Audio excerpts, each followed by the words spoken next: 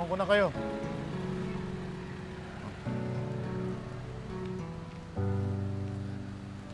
Salamat, anak. Pasensya ka na. Ganito talaga pag tumatanda eh. Mahirap. Lalo na kapag nag-iisa ka. Oo. Talagang mahirap po pag mag-isa.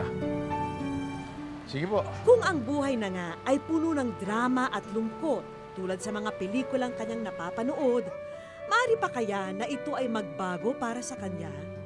Nasaan nga ba ang pag-ibig? Saan nga ba niya matatagpuan ang tunay na kaligayahan? Kakaiba ang wish ni Romeo sa aming programa. Imbes na humiling siya para sa kanyang sarili, nais daw niya na mabigyan ng tulong at kasiyahan ang mga matatanda.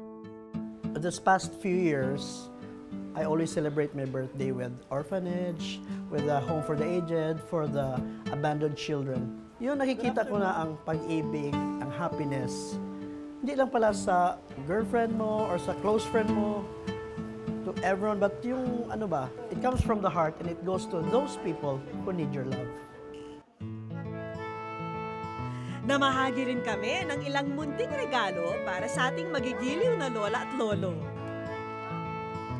In behalf of Santo Niño Home for the Aged Management, gusto po namin magpasalamat sa pag-share po ng blessings po. Happy birthday po, and more blessings to come po sa inyo. Isang natatanging souvenir naman ang handog ng wish ko lang para kay Romeo. Nagkakalog sa'yo ng wish ko lang, ang isang memorabilia na minsan hindi mo basta-basta. Tanging ikaw lang. Wow. Yes. I love this. Kilala mo ba ito? Sino to? Siyempre ako yan eh. Yes. Istorya mo, pero sino ang artist ang gumawa? Yes, Boyet. Wow. Ano nararamdaman mo? I can't believe it. Diba? Okay lang, oh. Thank you. Sinama namin si Romeo sa taping ng kwento tungkol sa kanyang buhay. Ibinida niya sa amin kung bakit gano'n na lang ang pag-idolo niya sa multi-awarded drama king ng pelikulang Pilipino na si Christopher De Leon.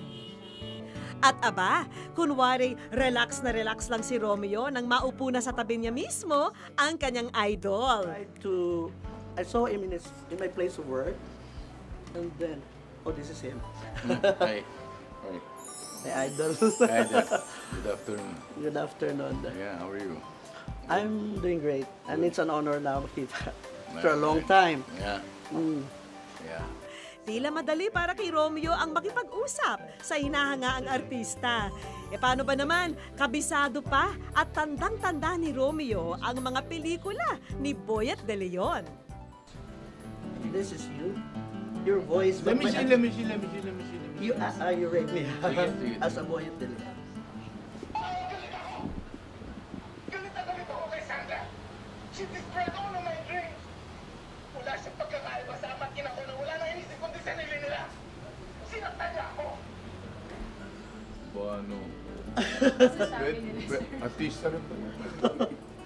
Yeah, flattered, of course. I'm more flattered. Drama king to. Alam niyo yung mga pinagdaanan ko, alam niyo yung mga ginawa ko. Na-appreciate niya lalong-lalo na yung mga trabaho ko.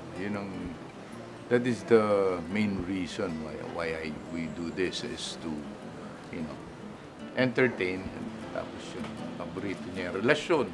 Broken marriage. Broken marriage. Nasaan ang yan. puso? Yeah. Good man. Paborito ko rin yan. So, I'm honored, no? I'm honored na ganito si Romeo. And thank you very much, Mike. Thank you din. Thank you. Thank you very It's an much. honor you're here. Ika nga, chance of a lifetime para kay Romeo ang pagsasabuhay ng kanyang kwento sa telebisyon. At lalo pa itong naging espesyal dahil walang iba kundi ang kanyang ultimate idol na si Christopher De Leon ang gumanap bilang siya.